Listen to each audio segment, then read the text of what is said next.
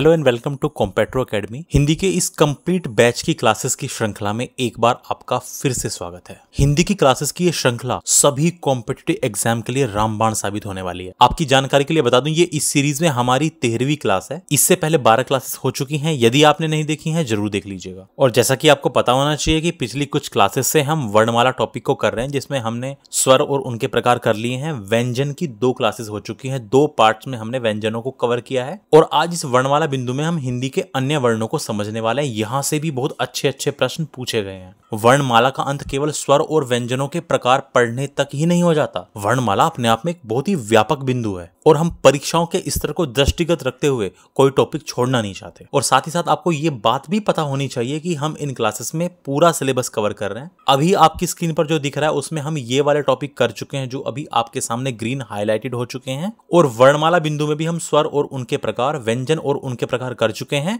और आज की क्लास है हिंदी के अन्य वर्णों पर। और इससे पहले हिंदी के परिचय के अंदर ये सभी बिंदु, हिंदी भाषा के तथ्यों के अंदर ये सभी बिंदु, लिपि, विराम चिन्ह और व्याकरण का परिचय, ये सभी टॉपिक हम अच्छी प्रकार से कवर कर चुके हैं। आप एक बार क्लासेस देखिएगा तो आपको कंटेंट क्वालिटी का भली भांति प्रकार से पता चल जाएगा। और आज की इस क्लास में हम वर्णमाला बिंदु में करने वाले हैं हिंदी के अन्य वर्ण। और इसी तरह हम ये पूरा सिलेबस जो अभी आप अपनी स्क्रीन पर देख पा रहे हो, ये हमें कवर करना है। इसमें कुल मिलाकर के 29 भाग हैं। ये सभी 29 भाग हमें अपनी कक्षाओं की इस श्रृंखला में पूरे करने हैं। तो आइए इंट्रोडक्शन खत्म करके सीधा आते हैं आज की क्लास पर। सबसे पहले बात करेंगे अयोगवाह वर्णों की। देखिए, आपने पढ़ लिया अयोगवाह, ए धन योग प्लस वाह, यानी वे वर्ण जो व्यंजनों के साथ जुड़कर वैन नहीं होते, वही क्या कहलाते हैं?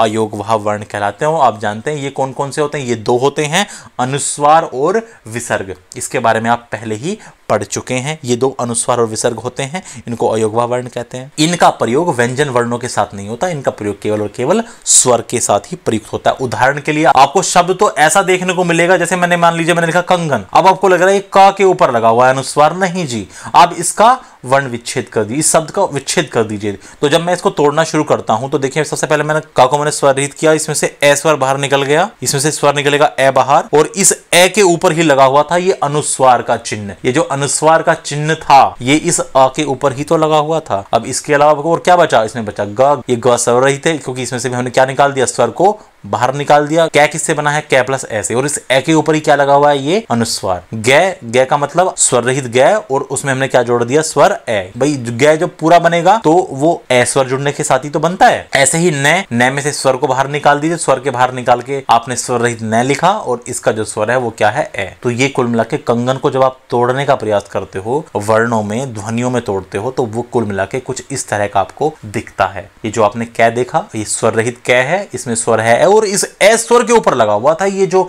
अनुस्वार आप देख रहे हो। ऐसे ही यहां पर है गै, तो गै को हमने क्या लिख दिया? आधा गै और उसका स्वर ए, और ऐसे ही न को क्या लिख दिया? आधा न और उसका स्वर ए। उम्मीद है आपको ये बात अच्छे से समझ में आई होगी। तो जो आपको ये अनुस्वार दिख रहा है, ये स्वर के साथ है। ये जो अनुस्वार की लगा हुआ है ना, ये किसके साथ है? ये स्वर के साथ है, याद रखिएगा। अब यदि मात्राओं की बात की जाए तो अनुस्वार की मात्रा होती है, ये जो डोट लगा हुआ है एक बिंदी से रखी जाती है, किसी वर्ण के ऊपर ऐसे बिंदी लग जाती है तो उसी को अनुस्वार कहते हैं। और विसर्ग की मात्रा कैसी होती है? किसी वर्ण के बाद में ऐसे 2 डोट लगते हैं तो उसको हम क्या बोलते हैं? विसर्ग कहते हैं। और याद रखिएगा, देखिए जब हम इनकी मात्राएं गिनते हैं ना, जब हम मात्राएं गिनेंगे, जब हम पढ़ेंगे मात्राओं को काउंट जब हम करते हैं, तो मात्रा गिनते समय इनकी मात्रा 1 नहीं मानी जाती, इनकी मात्राएं मानी जाती हैं 2। इनकी सदैव 2 मात्राएं मानी जाती हैं। और 2 मात्राओं का ये चिन्ह होता है, ये आप जो देख रहे हो गुरु चिन्ह, इसको हम क्या बोलते हैं? गुरु चिन्ह बोलते हैं। ये हमेशा इनकी जो मात्राएं मानी जाती है ना, उसकी काउंटिंग कितनी की जाती है? 2 में काउंटिंग की जाती है, ये याद रखिएगा। अब हिंदी के अन्य वर्णों, अयोगवाह वर्ण समझ लिए, तो 2 ये हो गए अयोगवाह वर्ण। इसके बाद हम बात करते हैं संयुक्ताक्षर। मैंने आपसे कहा था ना कि संयुक्ताक्षर को आगे बताऊंगा। जहां हमने 4 संयुक्ताक्षरों की बात की थी, तो अब वो समय आ गया जब मैं आपको संयुक्ताक्षरों को समझाने जा रहा हूं। देखिए संयुक्ताक्षर क्या होते हैं। देखिए संयुक्ताक्षर वे होते हैं, वे वर्ण जिनमें कम से कम 2 व्यंजन हो और 1 स्वर हो। मैंने बताया ना 3 ध्वनियों से मिलकर बना होता है, ये तो मैं आपको पहले बता चुका हूं। संयुक्ताक्षर 3 ध्वनियों से मिलकर बना होता है, इसमें 2 व्यंजन ध्वनियां होती हैं और 1 स्वर ध्वनि होती है। यानी वे वर्ण जिनमें कम से कम 2 तो व्यंजन हो और 1 स्वर हो, अर्थात कम से कम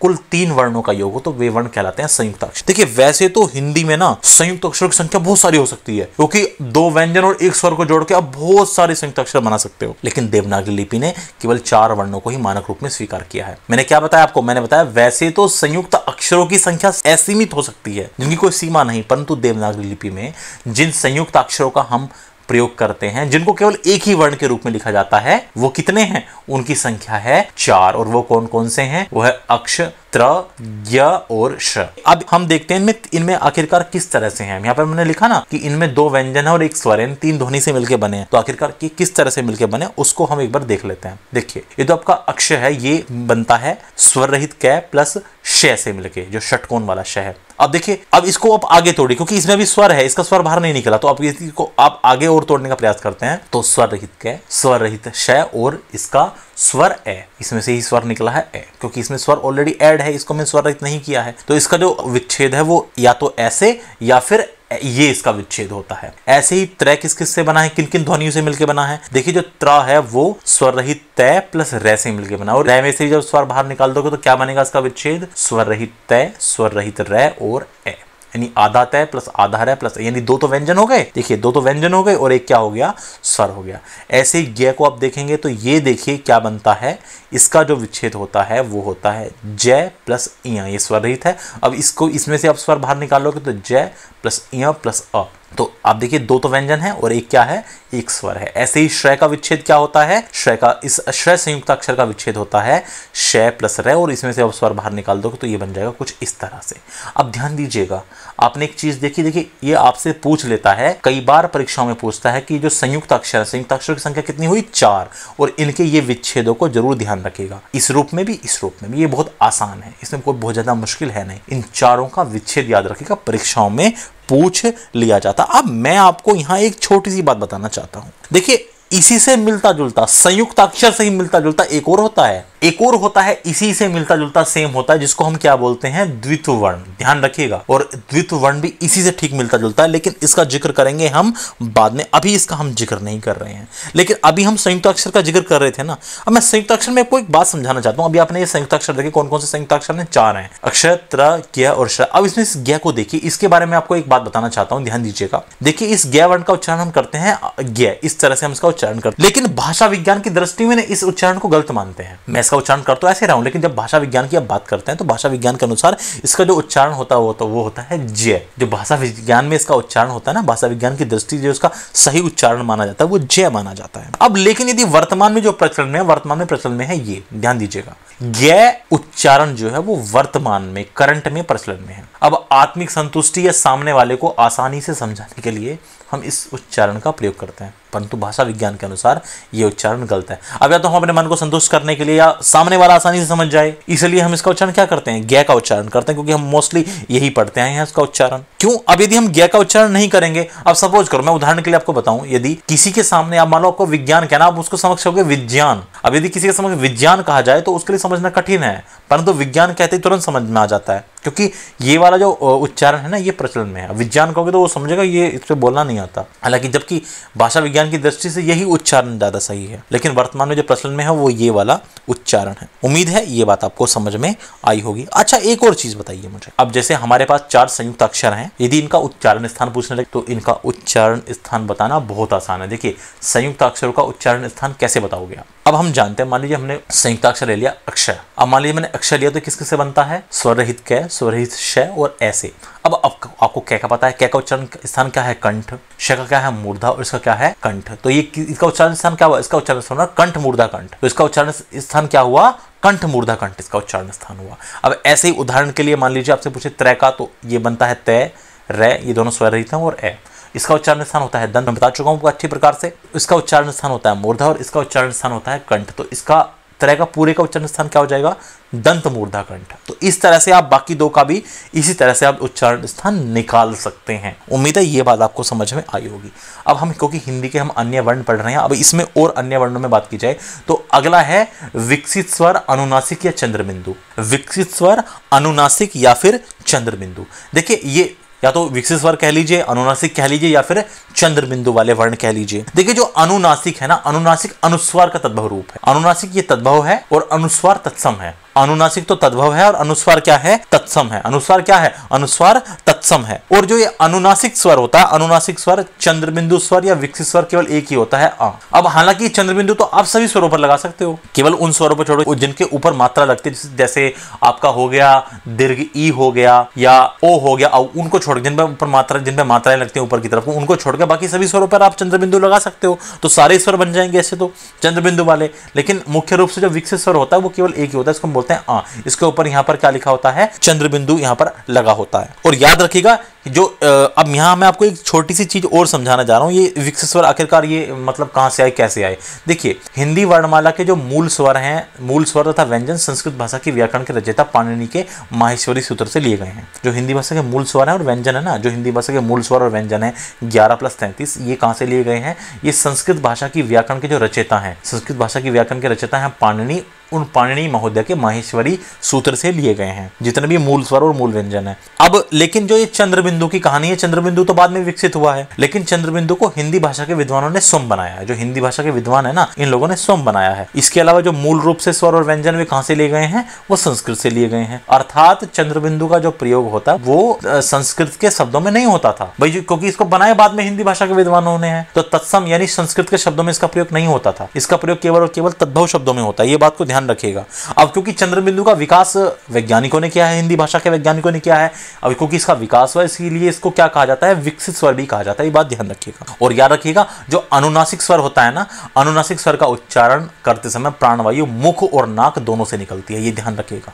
जब आप अनुनासिक स्वर का उच्चारण करते हैं ना, तो आप बोलेंगे आ, तो अब नाक से भी प्राणवायु निकलती है, ध्वनि नाक से भी निकलती है और मुख से भी निकलती है। इसमें मुख और नाक दोनों का प्रयोग होता है जब आप अनुनासिक का उच्चारण करते हैं। और जो नासिक्या होते हैं वहां ध्वनि कहां से निकलती है, नाक से, जो नासिक्या होते हैं। अब ये मैं आपको समझाऊंगा नासिक्या और अनुनासिक में क्या डिफरेंस है, आगे हम समझेंगे। लेकिन अनुनासिक में क्या फर्क है, नासिक्या में ध्वनि नाक से और अनुनासिक में मुख और नाक दोनों से। उम्मीद है बात समझ में आई होगी। इसके बाद हम ये पढ़ चुके हैं अगले ताड़नजात वर्ण, उत्क्षिप्त वर्ण, द्विगुण वर्ण या विकसित व्यंजन, ये सब एक ही बात है। या तो ताड़नजात वर्ण कह लीजिए, उत्क्षिप्त कह लीजिए, द्विगुण कह लीजिए, इसके बारे में आप पढ़ चुके हैं। देखिए उत्क्षिप्त का मतलब मैंने बताया था, इसका मतलब क्या होता है, फेंका हुआ, ये मैं आपको बता चुका हूं। अब इसका विकसित नाम क्यों पड़ गया, देखिए विकसित इसलिए पड़ गया क्योंकि विकसित व्यंजन होने का कारण ये है कि ये ट वर्ग के ड और ढ के नीचे हमने क्या लगा दिया, ताड़नजात चिन्ह, और ताड़नजात चिन्ह लगा करके इनका विकास हुआ। ये क्या बन गए, अडय और अढय, इनका उच्चारण क्या हुआ, अडय और अढय हो गया। इसीलिए इनका नाम हम क्या कह रहे हैं, इन्हीं को हम कह रहे हैं उत्क्षिप्त यानी फेंका। ये मैं समझा चुका हूं, उत्क्षिप्त के बारे में आपको मैं पहले ही बता चुका हूं। और इनको हमने विकसित किया है ताड़नजात चिन्ह लगा के, इसलिए इनको हम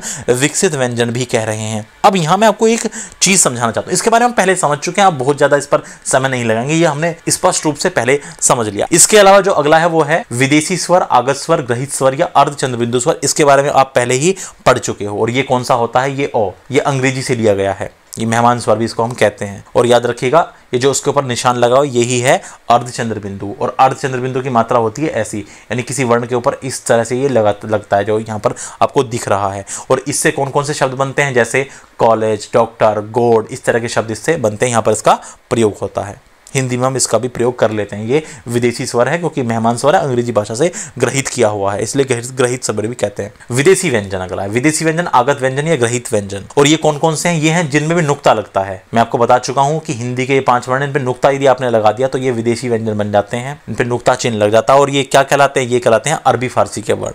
और याद रखिएगा इनकी संख्या कितनी होती है, 5 होती है। और ये किसके वर्ण है, अरबी फारसी के वर्ण है। और याद रखिएगा यदि इनके उच्चारण स्थान की बात की जाए तो इनको जीवा मूल ध्वनियां कहते हैं। और ये होते हैं ऊष्म और संघर्षी, ये भी बता चुका हूं मैं आपको पहले।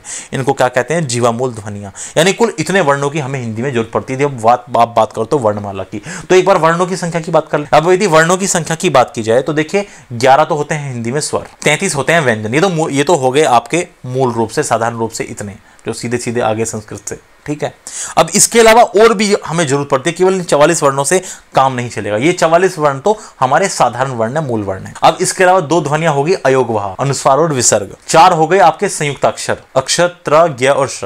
और इसके अलावा 2 हो गए उत्क्षिप्त, अडय और अढय, ठीक है। इस तरह कुल मिलाकर के हिंदी में बैठ गए 52 वर्ण, 52 वर्ण। जब कहते हैं ना हिंदी में 52 वर्ण होते हैं, इस तरह कुल मिला के वर्णों की संख्या कितनी बैठ गई, 52 बैठ गई। हालांकि इसके अलावा अब कुछ लोग विदेशी वर्ण भी जोड़ते हैं जिसमें स्वर ओ को भी जोड़ दिया जाता है। फिर उसके अलावा एनसीईआरटी के अनुसार 3 जो ध्वनियां हैं क ज़ फ जो अरबी फारसी का उनको भी जोड़ दोगे तो फिर और ज़्यादा इससे संख्या बैठ जाएगी, लेकिन आपको यहीं तक समझना है इस चीज़ को, यही जरूरी है। इस तरह कुल मिला के बैठते हैं आपके 52 वर्ण आपके बैठते हैं। उम्मीद है आपको ये बात समझ में आई होगी। अब यदि इस तरह से हम वर्णों को लेना शुरू करेंगे तो फिर तो जो हमने अभी अनुनासिक पढ़ा था ना, जैसे आ के ऊपर चंद्रबिंदु लगता है तो फिर तो आप हर स्वर के ऊपर चंद्रबिंदु लगा दो तो इस तरह तो बहुत सारे स्वर बढ़ जाएंगे, पता ही समझ। तो इस तरह से कुल मिला के जो मैंने अभी आपको समझाया ये है कुल मिला के जो अभी तक आपने पढ़ा वर्णमाला। 11 तो होते हैं हमारे क्या स्वर, 33 होते हैं व्यंजन, तो 44 मूल रूप से वर्ण हो गए, ये साधारण वर्ण। और इसके अलावा 2 अयोगवा यानी अनुस्वार और विसर्ग का प्रयोग करते हुए 4 संयुक्त अक्षर हो गए, 2 उत्क्षिप्त यानी इनको आप द्विगुण भी कहते हो, अडय और अढ़। तो इस तरह कुल मिला के हिंदी में 52 वर्ण हो गए। उम्मीद है ये बात आपको अच्छी प्रकार से समझ में आई होगी। तो देखिए अब तक हमने बहुत अच्छी तरह से वर्णमाला को पढ़ लिया है, लेकिन हम नहीं चाहते कि परीक्षा में कुछ छूट जाए, इसलिए हम कुछ अन्य तथ्य और जान लेते हैं जो परीक्षाओं में पूछ लिए गए हैं। मैं डायरेक्टली आपको उन तथ्यों को बता देता हूं। तो देखिए अब हम देखते हैं कुछ और तथ्य। तो ये वो तथ्य हैं जो परीक्षाओं में डायरेक्टली पूछे गए थे, तो मैं आपको कुछ पॉइंट्स हैं उनको समझा देता हूं। देखिए कई बार जब हम बोलते हैं ना तो बोलते समय भाव के अनुसार जब भाव निकलता है किसी बात का तो स्वर का उतार चढ़ाव होता है। उतार चढ़ाव बोले तो आरोह अवरोह होता है, उसी को हम बोलते हैं अनुतान। अनुतान किसको कहा जाता है? बोलते समय भाव के अनुसार स्वरों के होने वाले उतार चढ़ाव को। इसके अलावा एक चीज का और ध्यान रखिएगा, उच्चारण करते समय 2 शब्दों के बीच विराम देने को संगम कहा जाता है। अब आपको याद होगा मैंने कुछ देर पहले कहा था कि मैं आपको नासिक्य और अनुनासिक में अंतर बताऊंगा। तो देखिए नासिक्य और अनुनासिक में अंतर क्या होता है वो देख लीजिए। नासिक्य वे वर्ण जिनका उच्चारण करते समय प्राणवायु यानी हवा का अधिकांश भाग नाक से बाहर आता है उनको नासिक्य बोलते हैं। ये कौन कौन से होते हैं? ये होते हैं आपका अनुस्वार यानी अयोगवा ध्वनि में पहली अनुस्वार, और इसके अलावा हर एक वर्ग का 5वां वर्ण, हर एक वर्ग का 5वां वर्ण अंग या अणा न और मैं, ये क्या होते हैं? ये सभी नासिक्य होते हैं। और अनुनासिक क्या होता है? देखिए अनुनासिक वो होता है वे वर्ण जिनका उच्चारण करते समय प्राणवायु मुख और नाक दोनों से बाहर आती है। जैसे उदाहरण के लिए इसके ऊपर चंद्रबिंदु लगा हुआ है। हालांकि ऐसे बहुत सारे स्वर हो सकते हैं जिनके ऊपर आप चंद्रबिंदु लगा दो, लेकिन हम मतलब मानक रूप में केवल इस एक को ही मान रहे हैं। इसी को हम बोलते हैं अनुनासिक, यानी चंद्रबिंदु को ही हम क्या बोलेंगे? अनुनासिक। और ये जो ये बिंदु लगा होता है अनुस्वार वाला ये होता है नासिक। और इसके अलावा ये 5 के 5 पंचम वर्ण हर एक वर्ग का ये भी क्या होते हैं? नासिक्य होते हैं। अब यहाँ एक चीज मेरे मस्तिष्क में एक चीज और आ रही है। अब देखिए एक चीज समझिए, ये जो अयोगवा वर्ण होता है अहा यानी विसर्ग, ये अघोष है कि सघोष है? ये कुछ फैक्ट्स हैं, इनको समझ लीजिए। इसके बारे में भी प्रश्न आया हुआ है। ये प्रश्न आया था कि विसर्ग अहा अघोष है सघोष है? उसमें दिया हुआ था विकल्प में अघोष सघोष अल्पप्राण महाप्राण ऐसे दिया हुआ था। अब देखिए ध्यान से यहाँ पर समझिए, अब ये अघोष है कि सघोष है इस बात को समझते हैं। अब देखिए इसके उच्चारण की बात की जाए तो आप ये पाएंगे अह को हम है के समान उच्चारित करते हैं। अह को हम किसके समान उच्चारित करते हैं? है के समान उच्चारित करते हैं। अब हिंदी असल में क्या है ना, हिंदी में एक दोष पाया जाता है, उसको हम बोलते हैं उच्चारण साम्य का दोष। हिंदी भाषा में उच्चारण साम्य का लिपि दोष पाया जाता है। मैंने आपके लिपियों के दोष में भी आपको ये बताया था जब हम लिपि पढ़ रहे थे कि हिंदी भाषा देवनागरी लिपि में कुछ दोष भी हैं, अच्छाइयां भी है, तो कुछ छोटे छोटे दोष हर लिपि में आपको मिल जाएंगे। तो वही है हिंदी भाषा में उच्चारण साम्य का लिपि दोष। अब देखिए हिंदी भाषा की बहुत सी अच्छी विशेषताओं के बावजूद कुछ कमियां भी हैं। उस कमी का एक उदाहरण ये रहा री तथा री। अब यहाँ पर देख पाइए, हालांकि इसका उच्चारण रू भी होता है, ठीक है, लेकिन हम मोस्टली री कर रहे हैं, री तथा री। अब इससे क्या मतलब हुआ? इससे मतलब ये हुआ कि इन दोनों का उच्चारण एक जैसा होता है, और यही है हिंदी में उच्चारण साम्य का लिपि दोष। अर्थात हिंदी भाषा में लिपि में यह एक कमी रह गई कि कुछ वर्णों का जो उच्चारण है वो एक जैसा होने लगा। हालांकि वास्तव में एक जैसा भाषा विज्ञान के अनुसार जाओगे तो ये उच्चारण रहता है रू का, लेकिन अब ये कालांतर में धीरे धीरे अब इसका उच्चारण री होने लगा है। अब ये एक तरह से माने तो आप ये एक लिपि साम्य का उच्चारण साम्य का दोष रह गया है। उदाहरण के लिए मैं आपको एक उदाहरण बताता हूं। एक उदाहरण देखिए ध्यान से आप, जैसे हमने लिखा नमः और मैंने लिखा नमः, यहाँ हमने है लगाया है और यहाँ पर हमने विसर्ग का प्रयोग किया है। आप पाएंगे कि विसर्ग और है का उच्चारण एक जैसा है। इन दोनों शब्दों को बोलिए आप, नम है और ये भी है नमः, तो उच्चारण कैसा है? लगभग एक जैसा आ रहा है। अब क्योंकि है ये जो है ये सघोष होता है, इसलिए विसर्ग भी कैसा होगा? ये भी सघोष ही होगा। ये ध्यान रखिएगा। वो आंसर मिल गया कि अघोष है सघोष है सघोष होता है, तो ये विसर्ग भी कैसा होगा? ये विसर्ग भी सघोष ही होगा। देखिए है का जो उच्चारण स्थान है वो पुस्तकों में दिया है कंठ्य, बुक्स में आपको कंठ्य मिलेगा। एनसीईआरटी में इसका उच्चारण स्थान दिया है स्वरयंत्र, और उस उच्चारण स्थान का नाम दिया है अलीजीवा। तो अब आपको क्या करना है, आपको याद ये रखना, यदि आपको इन दोनों में से कोई विकल्प ना मिले ना, तो फिर आपका आंसर क्या हो जाना चाहिए, फिर आपका आंसर हो जाना चाहिए कंठे। यदि इन दोनों में से कोई भी विकल्प ना, मतलब परीक्षा में पूछ लेगा कि है का उच्चारण स्थान क्या है और आपको वहां पर स्वर यंत्र या अलीजीवा नहीं मिलता, तो फिर आपको किसका चुनाव करना पड़ेगा, आपको कंठे का चुनाव करना पड़ेगा। अब कुछ परीक्षा में प्रश्न आए हैं, उन प्रश्नों से उसमें प्रश्न ये आया था कि जिन शब्दों के अंत में आता है वे शब्द क्या कहलाते हैं। तो उससे संबंधित मैं आपको बात बता रहा हूं, ये देख लीजिए, इस चीज को और देख लीजिए। देखिए जिन शब्दों के अंत में ए आता है उनको हम अकारांत कहते हैं। ये कार लगा हुआ है ना, ए कार, ये कार वही है, क्योंकि जब हम उच्चारण करना होता है हमें किसी वर्णमाला का, तो हम बोलते हैं उनमें कार प्रत्यय लगा देते हैं, ए कार है ना, आकार, ऐसे कैसे कैकार, ऐसे ही खैकार, गैकार, ऐसे कार लगाते हैं। तो ये प्रश्न आया था एक बार कि जिन शब्दों के अंत में ए आता है तो उनको क्या बोलते हैं, उनको हम बोलते हैं अकारांत। और जिन शब्दों के बाद में आ आता है उनको हम क्या बोलेंगे, आकारांत बोलेंगे। जिन शब्दों के अंत में ई आता है उनको हम क्या बोलेंगे, इकारांत बोलेंगे। ऐसे ही जिन शब्दों के अंत में दीर्घ ई आएगा उनको हम इकारांत बोलेंगे। और ऐसे ही जिन शब्दों के अंत में उ आएगा उनको हम क्या बोलेंगे, उकारांत बोलेंगे। और ये आप देख रहे हो यहाँ पर मैंने लगा दिया है डॉट डॉट डॉट डॉट, यानी चलता रहेगा इस तरह से। मतलब आप समझ गए ना पैटर्न को, इसी पैटर्न को आपको फॉलो करना है। उम्मीद है ये बात भी आपको समझ में होगी। ये कुछ अन्य तथ्य थे जो आपको पता होने चाहिए। तो ये क्लास बस यहीं तक थी। अब इससे आगे की चर्चा अगली क्लास में होगी, जिसमें हम मात्राओं तथा वर्णों की गणना करना, द्वित वर्ण किसे कहते हैं जो संयुक्त अक्षर के जैसा ही होता है, और इसके साथ साथ रे के विभिन्न रूप, इन सभी को नेक्स्ट क्लास में हम करने वाले हैं। और वर्णमाला बिंदु के अंतर्गत ये जितने भी टॉपिक हैं ये बड़े ही महत्वपूर्ण टॉपिक हैं, इनको आप हल्के में मत लीजिएगा। जब परीक्षा का स्तर मॉडरेट टू हाई जाता है तो ऐसे बिंदुओं से प्रश्न देखने को मिलते हैं। तो धन्यवाद ये क्लास देखने के लिए। मैं उम्मीद कर रहा हूँ आपको चीजें समझ में आ रही हैं। यदि आपका कोई डाउट है तो आप कमेंट में पूछ सकते हैं।